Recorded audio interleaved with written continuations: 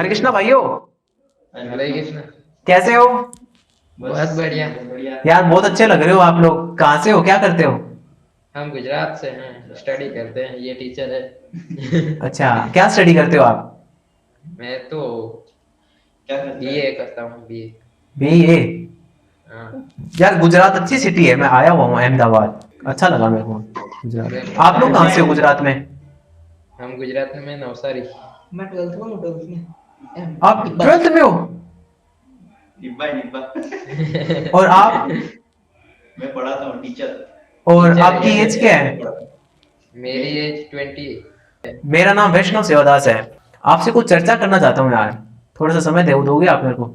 हाँ, बोलो ना। बोलो भाई। आप लोग जानते हो भगवद गीता के बारे में? क्या है भगवद गीता, कब बोली गई, कितने साल पुरानी है भगवद गीता, किसने बोली, कितने श्लोक है, कुछ जानते हो कुछ भी? नहीं, इतना ज्यादा नहीं। इतना ज्यादा। इतना? इतना ज्यादा चलो थोड़ा बहुत तो जानते हो, थोड़ा बहुत भी बता दो। बहुत तो नहीं पता यार। श्रीमद् भगवद गीता जो है ना, उसके अंदर 700 श्लोक के अंदर भगवान कृष्ण ने और अर्जुन महाराज को उपदेश दिए थे। मोस्टली श्लोक जो है भगवान कृष्ण ने बोले हैं और कुरुक्षेत्र के अंदर बोले थे, आज से लगभग 5,500 साल पहले। ठीक है, जब द्वापर का एंड था उस समय बोले थे भगवान ने ये भगवद गीता को। और एक्चुअली भगवद गीता जो है ना, वो 5,500 साल पुरानी नहीं है। चौथे अध्याय के अंदर आते हैं कि ये भगवद गीता कब बोली गई थी एक्चुअली के अंदर।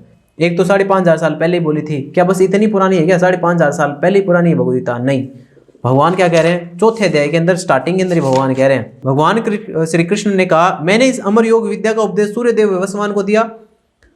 सूर्यदेव, ठीक है ना, जो सूरज है, और जो उस पे राजा है ना अभी, विवस्वान जी है, Vivasvan ji, he is a king of Suryadev, उनको दिया। फिर विवस्वान ने मनुष्यों के पिता, हमारे जो जितने भी मनुष्य है ना, उनके जो जहां से आ रहे हैं वो मनु से आ रहे हैं, हम लोग सब के सब। मनु को इसका उपदेश दिया। फिर मनु ने इसका उपदेश इक्ष्वाकु को दिया, जो कि किंग है, पूरे साम्राज्य के किंग है। फिर अगले श्लोक के अंदर बताया गया कि इस प्रकार से ये गुरु परंपरा आ रही थी, परंतु ये छिन्न भिन्न हो गई, इसीलिए मैंने अभी तुम्हें वापस कहा है। तब अर्जुन महाराज ने कहा था कि सूर्यदेव विवस्वान तो बहुत पहले हो चुके हैं, करोड़ों खरबों उससे भी पहले हो चुके हैं, परंतु आप तो मेरे समकक्ष हुए हैं, आप सूर्यदेव विवस्वान को कैसे दे सकते हैं? फिर भगवान ने कहा कि मेरे और तुम्हारे अनेकों अनेक जन्म हो चुके हैं, मेरे को तो इन सब का स्मरण है, परंतु तुम्हें इस सब का स्मरण नहीं रह सकता, क्योंकि मैं परम भगवान हूं, इसलिए मैं सबको जानता हूं। तो मैंने इस विद्या का उपदेश सूर्यदेव विवस्वान को दिया था। तो ये जो हमारी जो श्रीमद् भगवद गीता है ना, ये सनातन बुक है, सनातन धर्म की सबसे महत्वपूर्ण बुक है, समस्त वेदों का सार है श्रीमद् भगवद गीता।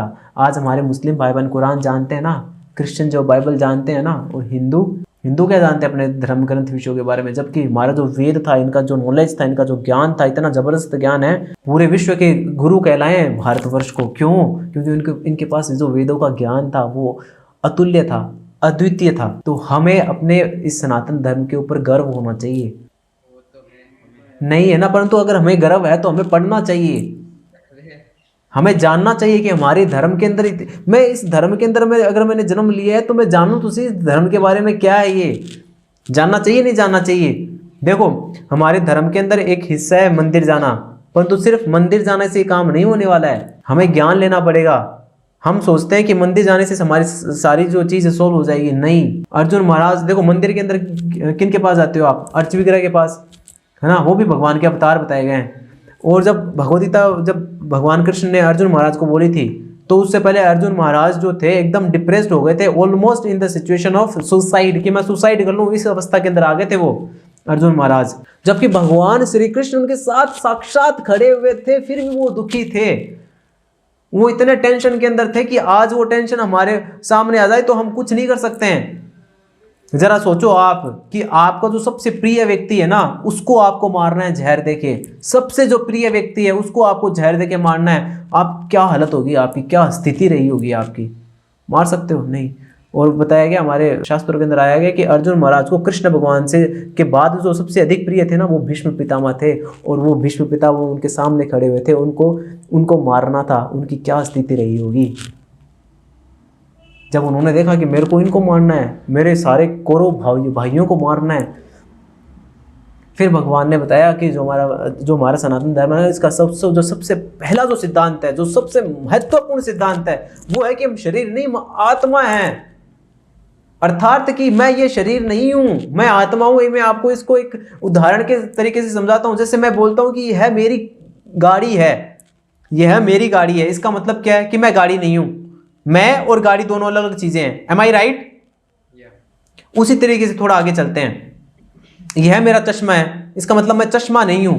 मैं और चश्मा ये दोनों अलग अलग चीजें हैं, सही है। यह मेरा हाथ है, इसका मतलब मैं हाथ नहीं हूं, यह मेरा हाथ है। मैं और हाथ दोनों अलग अलग वस्तुएं हैं। इसी प्रकार से कहते हैं यह मेरा शरीर है, इसका मतलब मैं शरीर नहीं हूं। यह मेरा शरीर है, इसका मतलब ये अलग है, दो अलग अलग वस्तुएं हैं। शरीर और मैं ये दोनों अलग अलग है। तो फिर मैं कौन हूं, इसका आंसर देती है हमारे वेद। क्या? अहम ब्रह्मास्मि, मैं ब्रह्म हूं, अर्थात मैं आत्मा हूं। और कुरान कहती है रूह, और बाइबल कहती है सोल। जल, वाटर, पानी, तीर अलग अलग वस्तु हैं? नहीं, पर्यायवाची शब्द है दोनों, सारे पर्यायवाची शब्द है। तो आज हमारे धर्म के अंदर जो सबसे पहली जो चीज़ है ना कि हम शरीर नहीं आत्मा है, ये जानना बहुत महत्वपूर्ण है। और भगवान ने दूसरे चैप्टर के अंदर सिर्फ ही एस्टैब्लिश किया कि तू शरीर नहीं, तू आत्मा है। भगवान ने कहा कि इस आत्मा का ना तो कभी हनन किया जा सकता, ना खंड खंड किया जा सकता, ना इसको जलाया जा सकता, ना इसको भिगोया जा सकता, ना इसको काटा जा सकता, ना इसको सुखाया जा सकता है। किसी भी प्रकार से इसका हनन नहीं किया जा सकता है। हम अमर है। हम आत्मा जो है वो क्या है? सनातन है, जो थी, जो है और जो रहेगी। और यही आत्मा का जो धर्म है वही सनातन धर्म है, अर्थात ये हमारा धर्म है।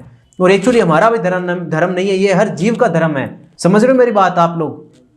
तो आज हमारे धर्म को जानने की आवश्यकता है। मैं आपसे हाथ जोड़ के रिक्वेस्ट कर रहा हूँ कि आज गीता जयंती है, उसमें आप श्रीमद् भगवद गीता जानो। लो आप एक काम करो, givgita.com, इसमें सिर्फ 13 घंटे दे दीजिए आप अपने जीवन के। आप अभी तक पता नहीं कितने घंटों दे चुके हो इस मटेरियल एजुकेशन को लेने के लिए, इस भौतिक ज्ञान को लेने के लिए। मैं इसके लिए मना नहीं कर रहा हूँ आपको कि ये ज्ञान नहीं है, या फिर ज्ञान जरूरी नहीं है। शरीर का निर्वाह करने के लिए ज्ञान लेना जरूरी है, परंतु जो जीवन का जो ज्ञान है वो उससे भी ज़्यादा महत्वपूर्ण है। मैं कोई जन्म से पंडित नहीं हूँ, मैं जन्म से कोई ब्राह्मण नहीं हूँ, मैंने सुनार के घर में जन्म लिया है, परंतु जानने की बड़ी इच्छा थी मेरी, बचपन से जानने की बड़ी इच्छा थी मेरी कि क्या है ये चक्कर, क्या है ये। मैं यही सोचा करता था कि यार मैंने इतने पैसे कमाए, अनाप शनाप मेरे पास घर हुए, इतने बड़ा बंगला होगा मेरी शादी हुई, सब कुछ हुआ, बच्चे हुए, रिश्तेदार हुए, इतना कमाए, इतनी प्रॉपर्टी खरीद ली होगी मैंने गाड़ियाँ खरीद ली होगी, ये सब कर लिया होगा मैंने, खूब कमा लिया होगा। परंतु जब मेरे को शरीर छोड़ूंगा तब तो मेरे सारे यहीं पे रह जाएंगे। मैं इतनी मेहनत करूंगा, मैं पागलों की तरह लगूंगा इसको धन को कमाने के लिए, परंतु लास्ट के अंदर तो सारा जीरो होना है। मृत्यु के बाद में क्या जाएगा मेरे साथ में? जब मैं शरीर छोड़ूंगा उस टाइम मेरे पास क्या होगा? मेरे सारे रिश्ते यहीं पे रहेंगे, मेरा सारा धन यहीं पे रहेगा, मेरी सारी संपत्तियां यहीं पे रहेंगी। तो फिर मेरे साथ कौन होगा? मेरा क्या होगा? मेरी हेल्प कौन करेगा? फिर पता चला, और मैं चाहता था कि यार मैं ऐसा कोई धन कमाना चाहता हूं जो कि कभी खत्म ही ना हो, जिसको मैं एक बार कमा लूं ना फिर वो मेरा ही रहे। वो मैं क्यों छोड़ूं उस चीज को? मैं नहीं छोड़ना चाहता, मेरे को ऐसा धन चाहिए। फिर पता चला रे राम का नाम जो है ना वही असली धन है, इससे बड़ा कोई धन नहीं है।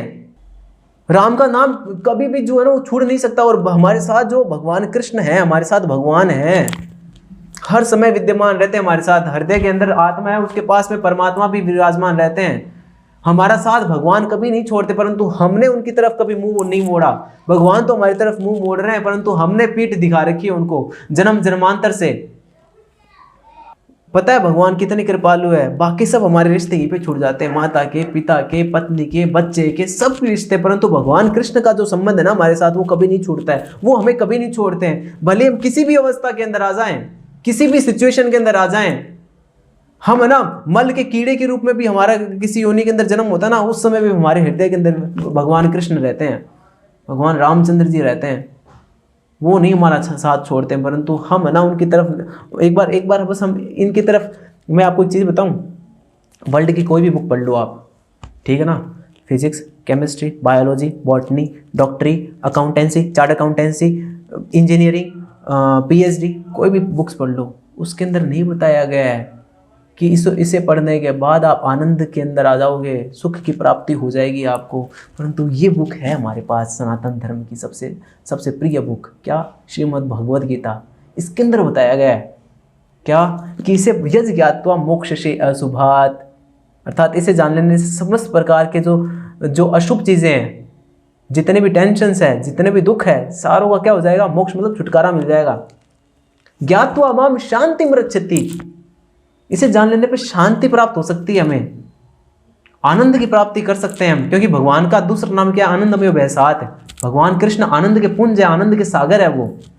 जब हम उनसे जुड़ेंगे ना, तब हम असली आनंद की प्राप्ति कर सकते हैं। तो मैं आज गीता जयंती है मेरे भाइयों, आप मेरे सच्ची में भाई हो, क्योंकि भगवान कहते हैं कि माम एवं अंश जीव लोके जीव भूत सनातना, अर्थात कि सारे के सारे मेरे अंश है। जितने भी इस जीव लोक के अंदर जितने भी अंश है ना, जीव लोक में जितने भी जीव है वो सारे मेरे अंश है, अर्थात भगवान कृष्ण के अंश है। मैं भी भगवान कृष्ण का अंश हूँ, आप भी भगवान कृष्ण के अंश हो।